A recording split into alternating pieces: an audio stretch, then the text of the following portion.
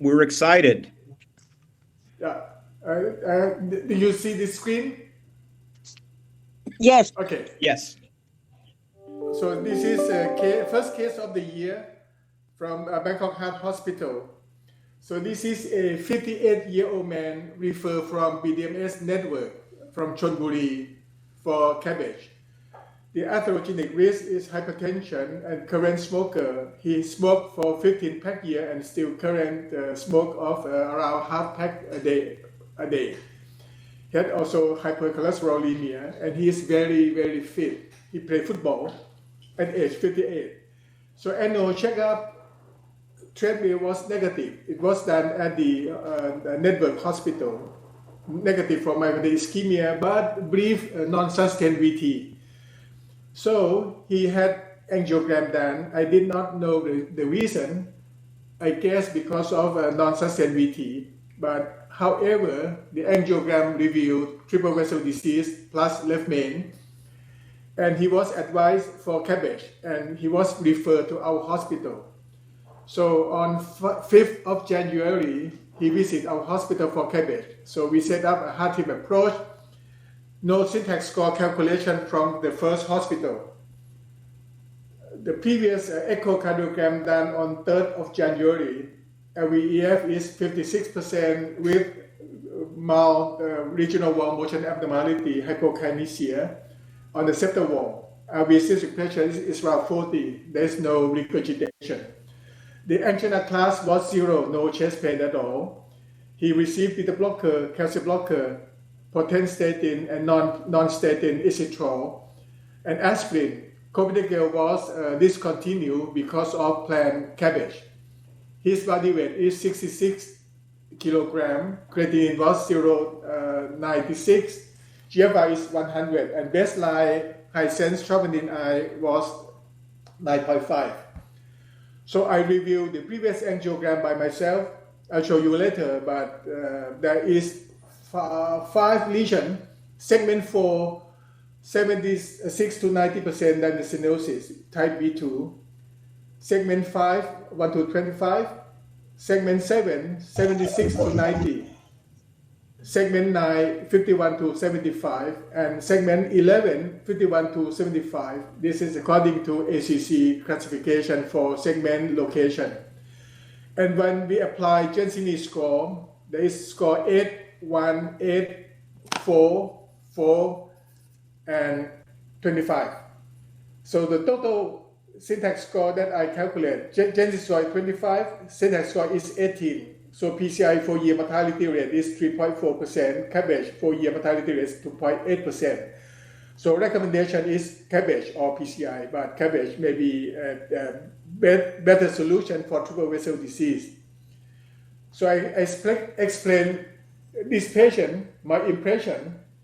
I need a relook angiogram because the previous angiogram I'm not sure with the scoring that I have been made. I'm not sure. Need more investigation. And segment 11 and segment 4, that is RPD and osteocircumflex, are also ambiguous to me. Distal left main is not significant stenosis, but he was referred because of this left main. And segment 7 is critical with osteo segment 9 diagonal branch. So this is a Medina classification 111. So heart team approach was done, and surprising, our surgeon turned down surgery. He said this gentleman is only 58 years old and he afraid of competitive flow with early graft failure because of not so tight stenosis on the left main, LEDs, and circumflex. So the question is, he asked me to perform PCI. The question is, if PCI, which strategy for triple vessel disease? Angiogram will be shown later. Shall we do complete revascularization? Is it feasible? How is the approach? And which technique? And I load ticagrelor 180 milligram and followed by 90 milligram BID for some certain few days before we start for PCI. So what I did, radio access, 5 to 6 slender sheet Terimo, LVD is 15, so IV hydration was given 3 ml per kilogram per hour in Thailand according to Poseidon protocol. We choose Ikari left 3.5, 6-bench guiding catheter, and I decide to do the IFR measurement first for segment number 4. And the IFR is 1.0. So with this, the same guide catheter, I switch to left coronary artery and do again IFR for segment number 11 or osseous circumflex. And IFR is borderline 0.9, 0.90 or 0.91. So we proceed to IC adenosine FFR of 240 microgram. The initial FFR of this is 0.81, is still borderline. So I up dose to 480 microgram, FFR is 0.75, so this osseous circumflex is significant. So we start PCI at segment 7, segment 9 bifurcation. So I'll show you the angiogram. This was the angiogram. For me, the left main body is questioned. The osseous circumflex is questioned. So this is osseous circumflex. It's ambiguous to me. And this is, for me, is tight stenosis around segment 7, mid-LAD, after diagonal branch.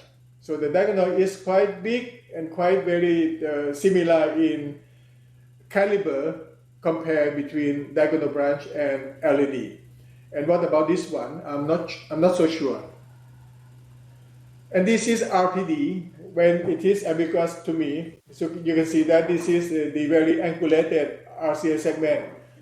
And it took me for a while to pass the Y into the RPD.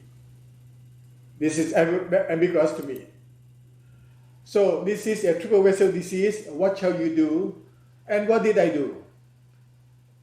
What I did is to tailor down the number of target vessel by measure the instant wave-free ratio. So this is our RPD, see the angulation of the vessel. This is a volatile Y. IFR RPD is 1.0, so we defer PCI for this case. When I turn the catheter to the circumflex, this is the volatile Y into the circumflex. As I mentioned, 0.90 and 0.83 adenosine and 0.75 after adenosine. So this is significant stenosis. So this is the initial IFR of 0.9 of the osteal circumflex. After 240 microgram, FFR is 83, and for 80 microgram, FFR is 0.75. So I took this as a significant stenosis. So I'm dealing with osteal circumflex, left main, LAD, osteal circumflex. It should be a 001. And to me, it is very complex to do the only side branch. I mean, if you look at the literature, we have only one special stent for side branch. It is capellar side guard. But the result of capellar side guard in clinical use is not so good because it is bare metal stent and it is not superior to other technique. So I leave this to discussion with capellar side guard. So I start with segment 7, segment 9, but before I start, I do the OCT first. So this is the Y in the LED, Y in the diagonal branch. So I start with OCT. And after I start OCT, I measure everything and I do direct stenting. So this is Y to the diagonal branch. Not so difficult. The Y is in the LED first. So this is the initial the OCT finding in this case. So this is quite to the landing zone stenosis there. This calcium, big calcium on the around 10 o'clock. This is the proximal LED, and it come to near the left main. I'll scroll back to you later to see where is the osteo location of the osteo LED. So this is the diagonal branch. This is the LED, mid-LED. You can see the fibrotic plaque, very small lumen. When I scroll proximally, this is diagonal branch. And before the diagonal branch, it is also elliptical shape with big calcium. You can see big calcium. The calcium is on around the 7 o'clock, 8 o'clock. Big calcium. When I scroll up a little bit, when it comes to this circumference, you can see that below circumference, this is elliptical shape osteo LED. That is also small, and this is carina. And when we move a little bit ahead, this is left main. So this is the area of the left main with we have just only half of the bottom line that is still good, and the other is fibrotic plaque. You can see two Ys in the left main. And when we move a little proximal, this is landing quite to be a landing zone for proximal body left main, and it going to the guiding catheter. So from this, we measure everything. We measure the ostial LED minimal lumen area, distal left main lumen area, left main body lumen area to have an idea.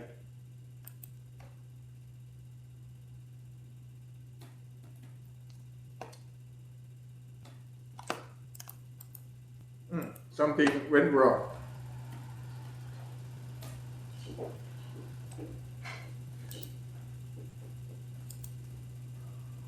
เห็นไม่ขยับแล้วค่ะอาจารย์ Okay. So this is the freeze frame that I took from the OCT that I show you. This is proximal, and this is distal. So we start from the landing zone on the mid LED. This is quite a good the landing zone. You can see the EEM, the rubber band, quite good. So this is the lesion on the mid LED with thick calcium around here. This is calcium fibrotic plaque, calcified plaque, small lumen area. This is the proximal LED with the diagonal branch, the carina. And also this is ostial LED, that is the ML is small. This is the carina. This is the carina, this is circumflex. And this is the body of the left main, and this is the landing zone of the left main. You can see that the left main is quite big. So we start to do this first. The minimal lumen area, as we measure at the LED, is 1.11 square millimeter, and diameter is 0.93 by 1.48. And this is the ostial circumflex. We also measure for the ostial LED. Ostial LED minimum lumen area is 3.62. That is borderline. 1.7 multiplied by 2.41. But as I mentioned, that the circumflex FFR is 0.75. So we are dealing with left main bifurcation of 0.01 with the ostial LED of borderline lesion. Normally we use 3.0 as cut point for the critical value for stenosis. So this is the landing zone, nearly complete EAL. We use this EM for the diameter for stent sizing. So the stent size should be around 3.02 for this landing zone. And this is at the lesion, at the mid-LED lesion, this calcified plaque over here. So as I mentioned, lumen area is 1.11. This is very, very critical around here in the longitudinal view. And the length, we measure the length is around 17 millimeter. And if we plus for the length for the coverage is 20 millimeter for stent choice. And this is the near the landing zone for the proximal LED. We can see only half EM around here. So in this side, we cannot see any EL, but we can do the imaginary line to see the EL. So this should be the landing zone for the proximal part of the LED. So this is the half of the EM that we can see from the picture. So this is ostial LED, surprising, is 3.42, that is very small, and diameter is 1.44 by 2.69, so it is elliptical shape, and this area is a lipid plaque. Here you can not see anything around here, it's lipid. This is fibrotic, and on this side again, this is a lipid plaque. So that is imaginary line that we are going to put a stent if we have to. And this is the left main body, 3.62. This is left main body, is also elliptical shape. And here is fibrotic plaque around here. Deep inside the fibrotic plaque is calcium here around here. And this is landing zone for the left main. The EM diameter is 4.4. So if we put a stent, we have to put quite a big stent. And if we look at the lumen diameter is 3.26. Look at this line. Lumen diameter is 3.26 and 3.74. EM is 4.24 and 4.61. So if we put a stent from left main across circumflex to LED, we have to put around 3.5 and do a pot. So this is what we use, all the information from OCT.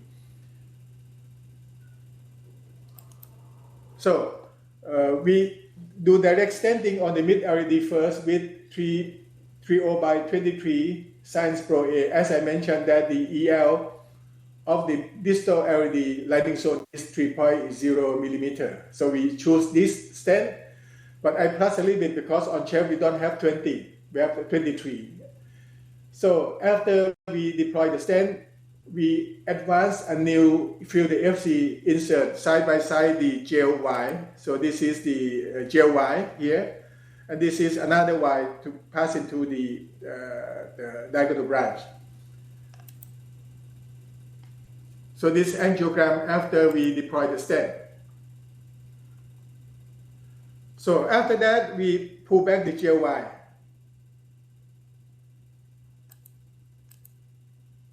And then we do pass balloon 2O by 12, mini track first to diagonal branch, and we advance 3O by 12 and C track to protect, and then we do the ballooning of this side branch and also do the kissing with 2O by 12. This is stent boost after we do the kissing balloon inflation. So this is the initial post-membrane stenting with KBI, and this is OCT. Post-stent KBI, I'm going to show you the run of the OCT. So this is the OCT run after we do direct stenting. You can see that stent is well approached, expanded well. Some area is still elliptical shape. So that's diagonal branch.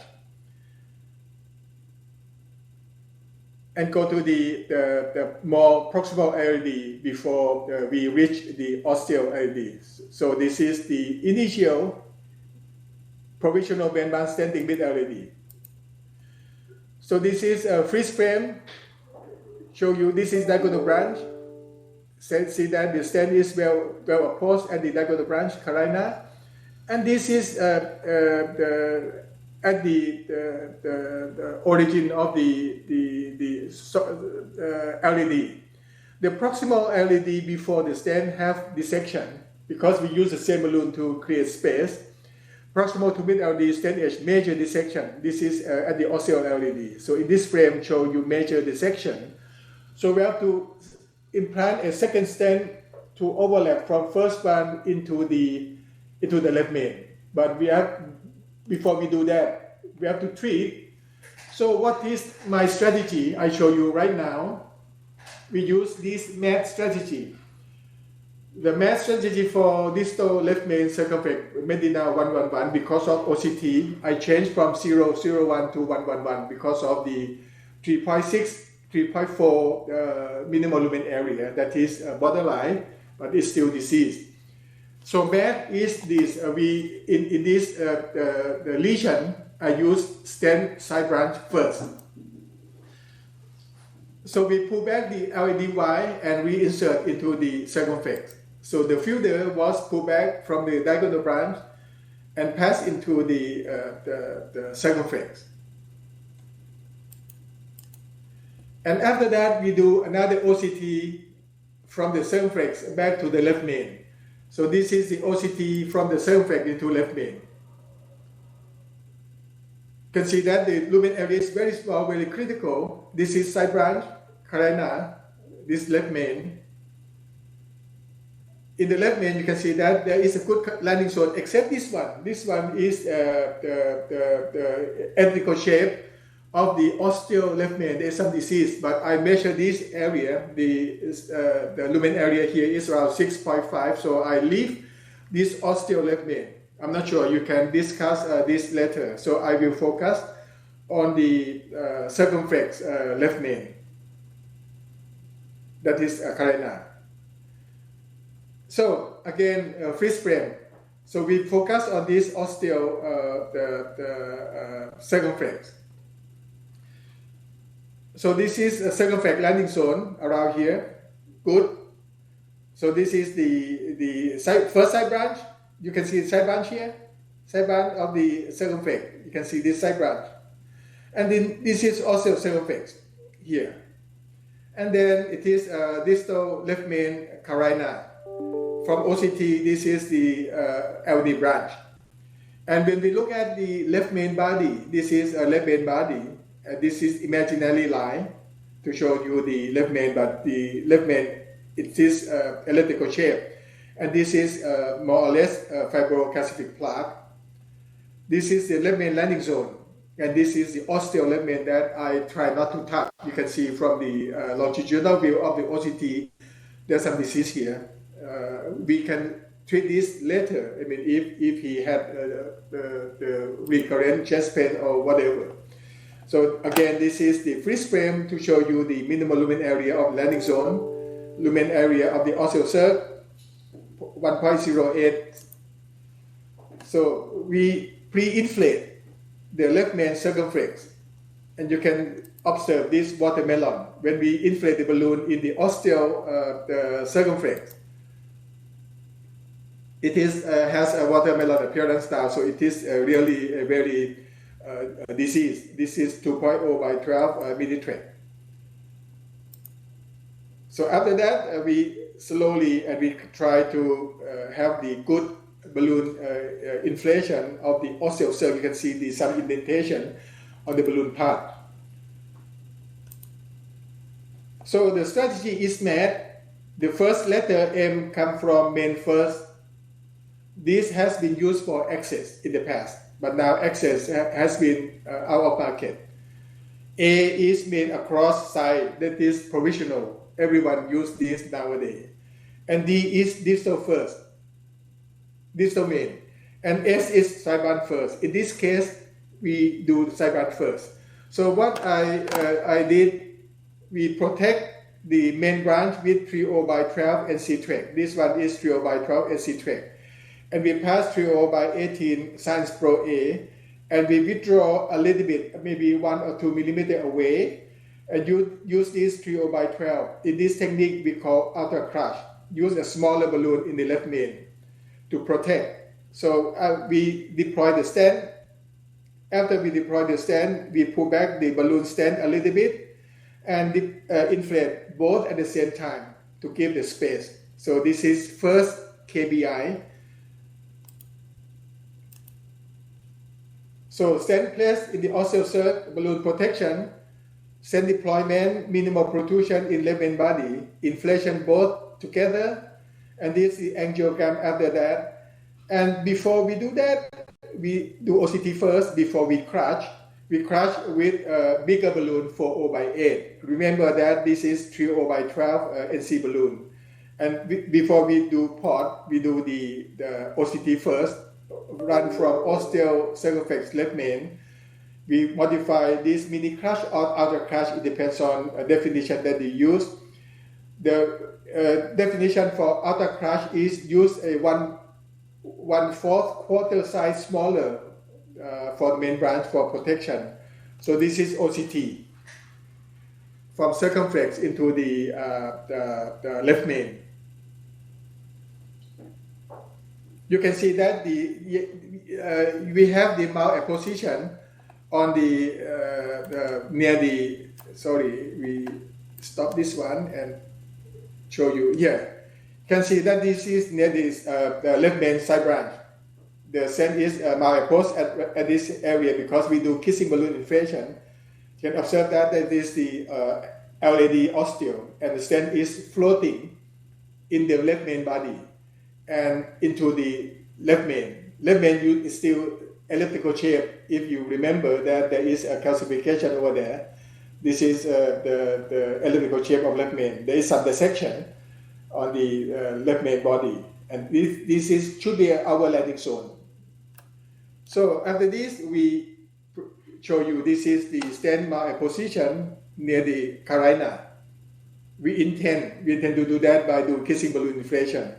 So this mouth position, the gap after KBI before crash. And then after that, we have to do crash. After we do crash with proximal optimization by 4/8, we try to advance stent 35/18. But surprising, even we do port, the stent could not pass. It may be because of the stent strut in the distal left main body. So we repeat port several times. So it's still uncrossed. So what I did, I bring back this side branch Y from the osteo circumflex, bring back to give room for mother and child catheter. In this case, I use Guide Plus.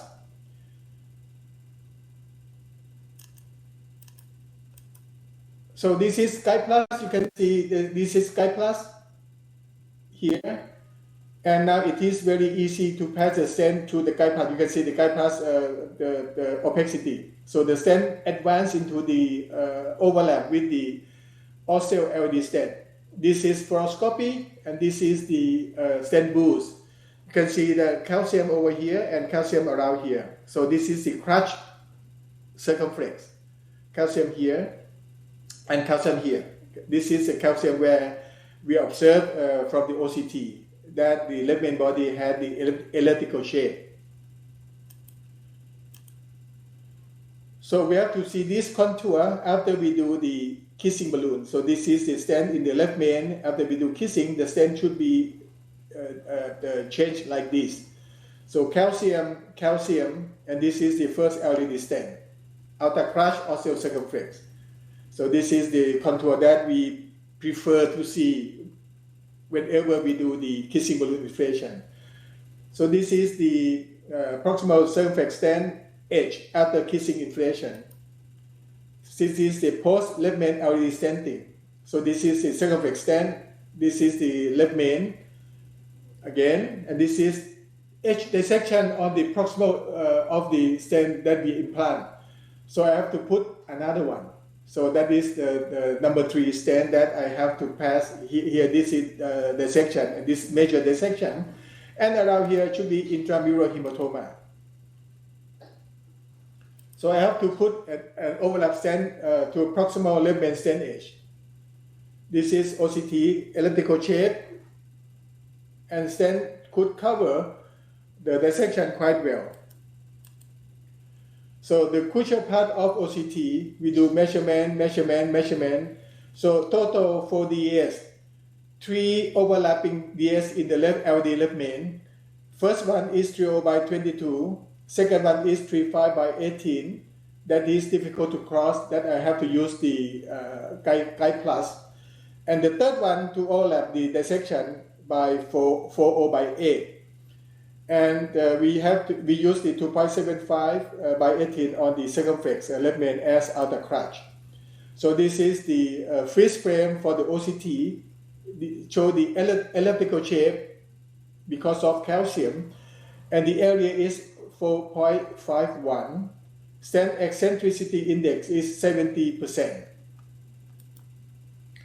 Another stent crosswalk area at the distal stent edge on the mid LED is 5.44. That is enough. The minimal stent area at the osteo LED is 4.68 with stent eccentricity index of 83%. So it is nearly optimal. optimal is around 90%. So this is the linear dissection of the osteo near the proximal left main, near the osteo. And this is intramural hematoma that I showed to you earlier. This is a freeze frame, and we need overlap. So the length is around 4.2 millimeters. So we have to use 4 by 8 for do the overlap. This is after we do overlap. The stent area increased to 11.72 with the diameter of 3.8 and 3.95. This is minimal stent area of the left main, 8.83. Stent eccentricity is 73%, and it is show the elliptical shape. Osteoarthritis 6.45. This is circumflex. Osteoarthritis 6.45, and stent eccentricity is 76. How we do measure the stent eccentricity by divided the minimum with the maximum diameter of that part. 2.45 by 3.22 is turned out to be 76. So this is the OCT measurement that I summary. Mid-LED, osteoarthritis, left main, circumflex, pre-PCI minimal lumen area, and post-PCI minimal stent area 4.68, 6.45, 8.83, and 4.51. And this is stent coastal area near the edge, 5.44 by mid-LED, in left main 11.72, and circumflex 4.58. I'm quite satisfied, even though it is not an optimal stent implantation. Optimal stent implantation, we need the stent to be circular contour with the stent eccentricity index of above 0.9. Some investigators, they use 0.85, but I prefer 0.9 if I can, but in this case I cannot. I have just only 0.75 or something. This is the final angiogram to view.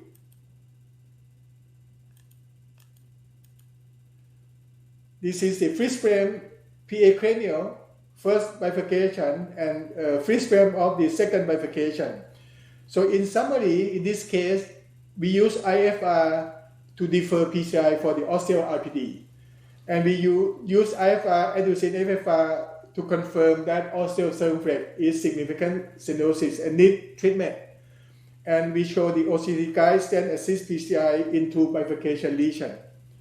So in my point, we learned from this case, triple vessel disease, heart team approach with liberate consultation. I let surgeon to talk, with himself. I do not involve in any discussion.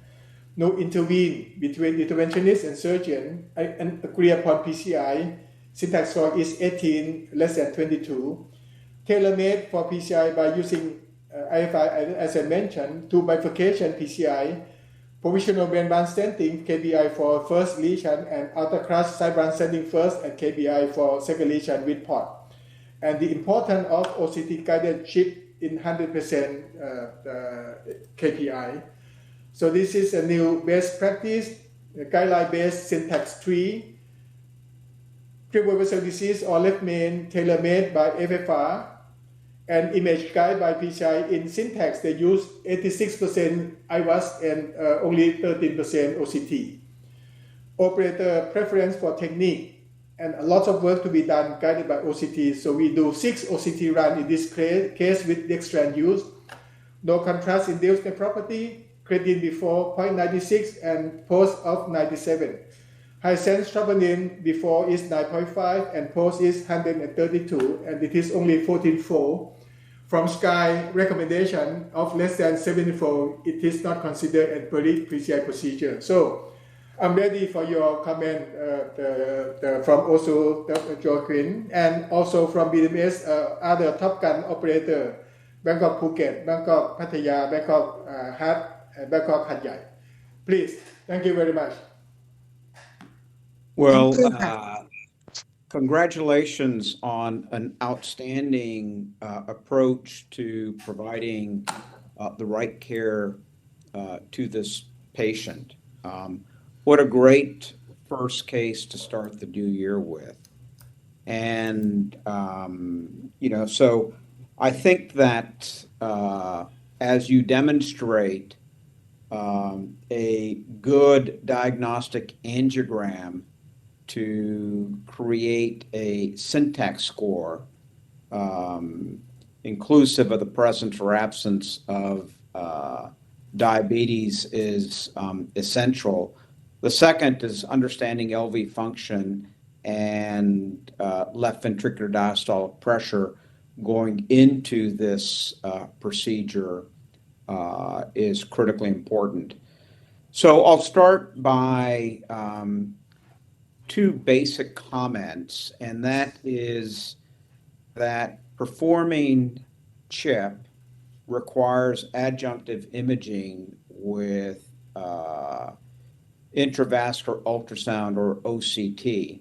And the reason for that is understanding the plaque distribution, in addition to the angle of the side branch, is incredibly important in planning the approach to a provisional stent or a dedicated two-stent strategy. And I think you illustrated that beautifully in different ways for the proximal to mid-left anterior descending coronary artery, for how one approaches the distal left main ostial LAD and circumflex. So let me comment first on the mid LAD. So clearly a significant stenosis, and I think the OCT beautifully illustrated the absence of a high plaque burden close to the origin of the diagonal branch.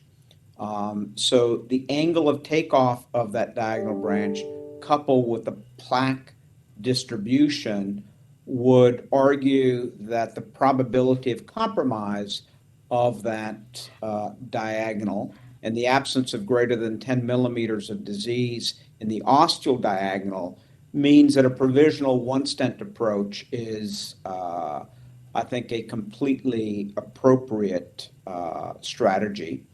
And I think that certainly most people would have two wires, JL1, and then assess what happens to that diagonal branch before determining the need for intervening on that vessel.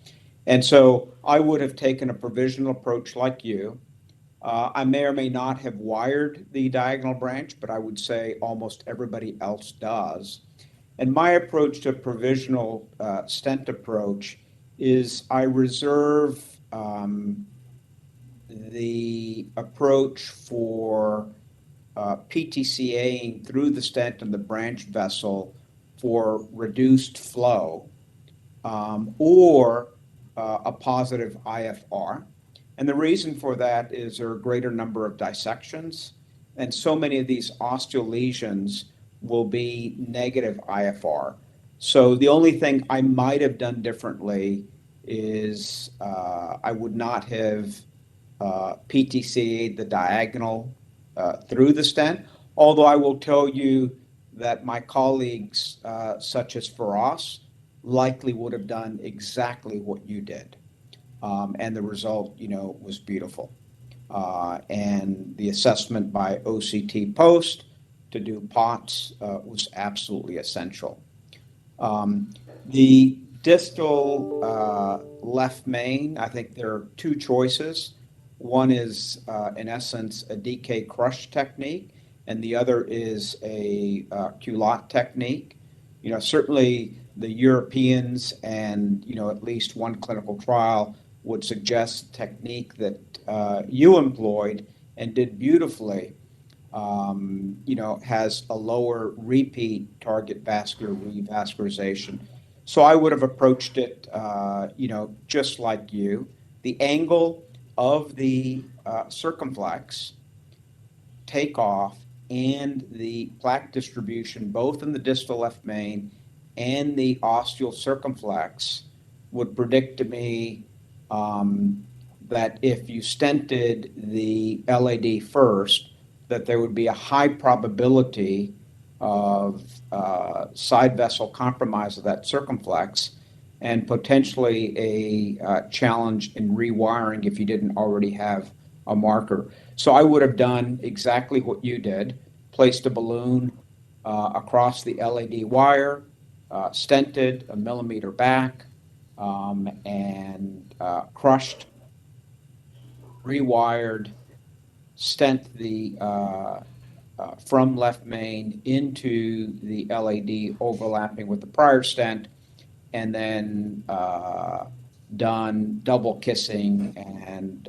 POTS optimization of the very proximal left main. So great result.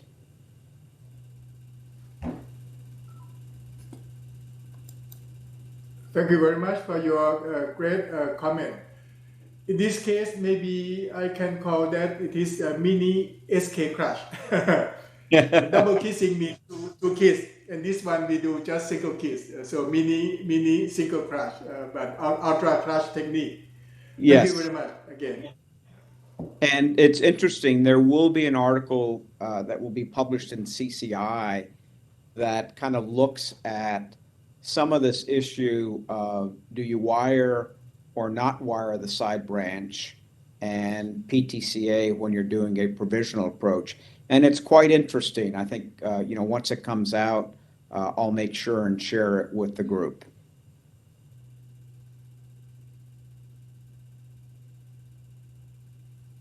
Thank you, Prof. Any comment from other side operators for Dr. Damrat case? Don't be shy. หาดใหญ่ พัทยาค่ะ สวัสดีครับ สวัสดีค่ะ Hi. Hello everybody. I'm Dr. Bunsom from Bangkok Hospital หาดใหญ่ and this is the excellent case, and I think it's so many cases it had limitation for use the OCT at the left main bifurcation or at the left main part. I need the suggestion for the technique or the secret when use the OCT at the left main or the ostial part of the vessel, please. อาจารย์ดำรัส There's no special technique. Only one thing that you have to place a guiding catheter very secure. In this case, we use Ikari, and I feel that it's quite good. And the tip of Ikari is very soft, so it is very not likely to create dissection when you advance a little bit deeper. In some interventionists, the concept they prefer to use IVAS when involved of the ostial left main or very proximal left main part. But to me, IVAS you can analyze, can evaluate, but not a complete 100% accuracy as we get the result from OCT. But it is quite a lot of work for 6 OCT run, and you have to measure everything and get all the information that you need. When you perform OCT, there are a lot of work to be done to get the perfect result. Let's say like you have to use more balloon, more stent, you have to do a little bit more aggressive inflation. In this case, as I mentioned that the left main is still eccentric. The secret is I do pressure at 28 atmosphere in nearly every inflation with caution of choric perforation. But we see from the OCT that we need a circular contour, but we cannot achieve that circular contour. Stent eccentricity index of 0.9 or above 0.9. I could not make it. I'm sorry to tell you the truth, but we inflate at very high pressure. 28 is my special number, because sometimes when we go 30, it bursts. So we use at 28. This is where, in the distal left main, it's really challenging to get a nice eccentricity index unless you use shockwave. And I certainly would not have used a shockwave in this left main. I think the result, albeit with the eccentricity index that you calculated, is a beautiful result. I hope that when IVL enter to Thai market, we can learn a lot from OSU in the future for IVL. We can share case, we can maybe do the case together when you visit Thailand. We look forward to it. Thank you, Prof. Any comment from other side as well? I have seen a number of doctor attend. Thank you so much. Really, really excellent. I'm Dr. Watanyu from Bangkok Phuket Hospital. Congratulations for the excellent result. And may I ask Dr. Damrat some question? Do you plan for repeat coronary angiogram next 1 year or in the future for this case? And did you perform FFR to the RPD again after the final angiogram? Thank you. Yeah, normally we do not do the we call the systematic control angiogram at 1 year, and it is not recommended by SKY or by European group. But we do the non-invasive tests like a stress echo or dobutamine echo when patients do not have symptoms. But if the patient have symptoms, we will have a relook. One point that I always use is to follow the post-PCI troponin. If you achieve troponin of more than 74, it can be a risk of a future event.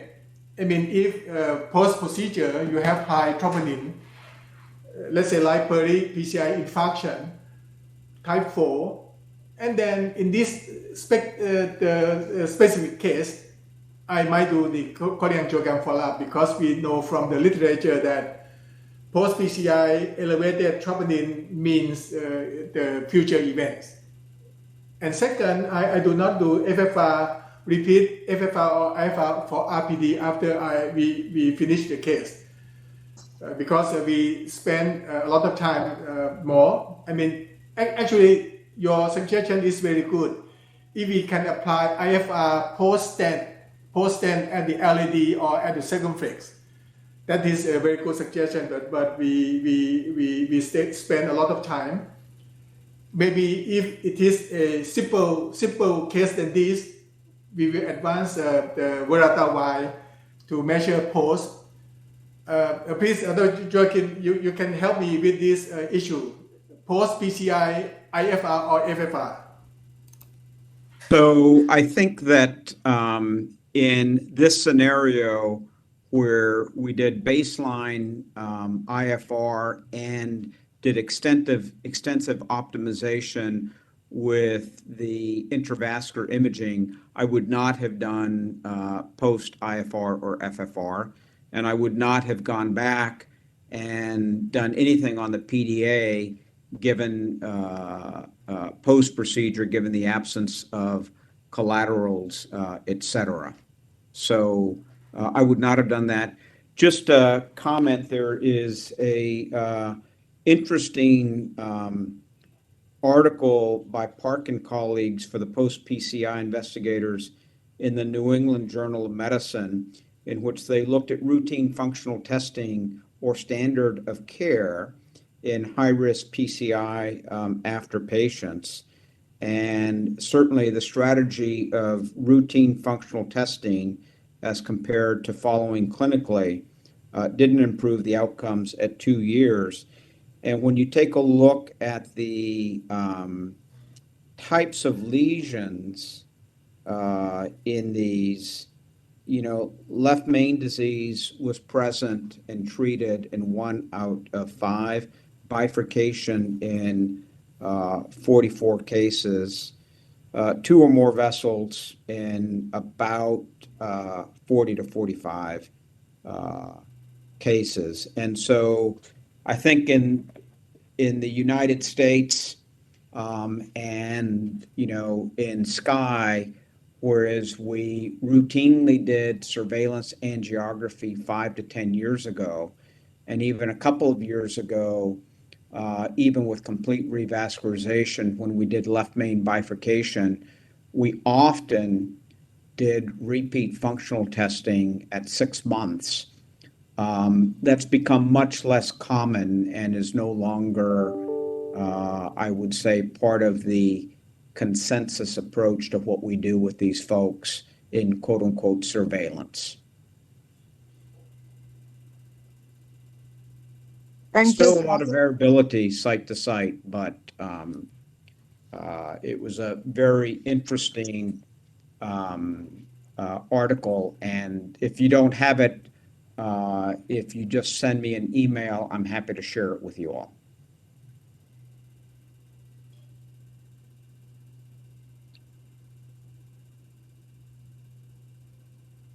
Hi, Prof. Thank you very much.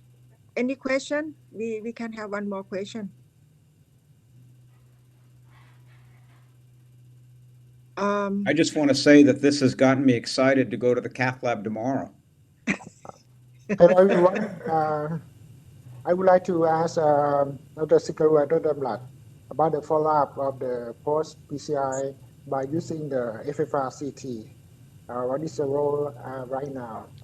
Because in some functional tests, sometimes false positive or false negative. My question is about the FFR CT. Thank you. Sure. So we utilize it in pre-procedure planning, but I don't see a role for it at present, or an evidence base in the post PCI. I would state that if our patient had residual disease that was moderate, that had not been IFR'd and FFR'd with a pullback, and the person continued to have symptoms, which, looking at the ischemia trial, about a third of people, despite our best efforts to quote unquote completely revascularize, continued to have angina, and one was trying to determine what the epicardial vessel contribution was. I think there may be a role in that, but usually we would have utilized an IFR pullback during the procedure to determine that. If we hadn't, and the person continued to have symptoms, and we were trying to discern microcirculation ischemia versus epicardial contributions, then we might use it in that scenario. Thank you, Prof.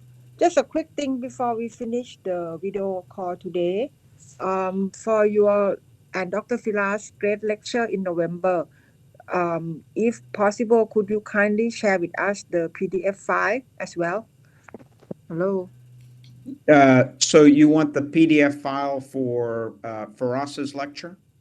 For you and Dr. Firas. Oh, yes, happy to do that. Thank you.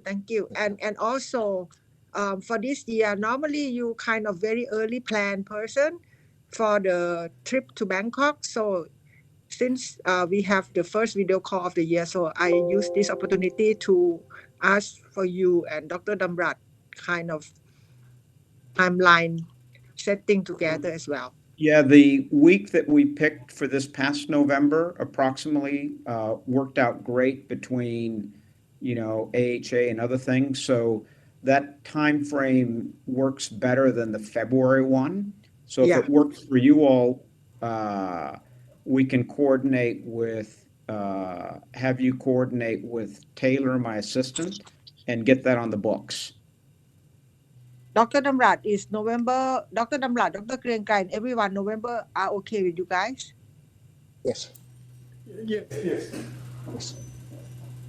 Okay. Okay, thank you. By email, just so you have that. I know you're busy, so I'll send that on to you.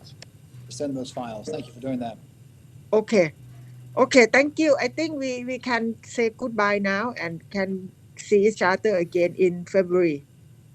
Thank you. Thank you for a wonderful case presentation. And I'm learning a lot about OCT, which is not a strength of mine. So thank you for sharing that knowledge with me. Thank you. Thanks, everyone. ขอบคุณครับ Thank you very much. Thank you. สวัสดี Thank ค you รับ very much. thank Thank you you. bye Bye.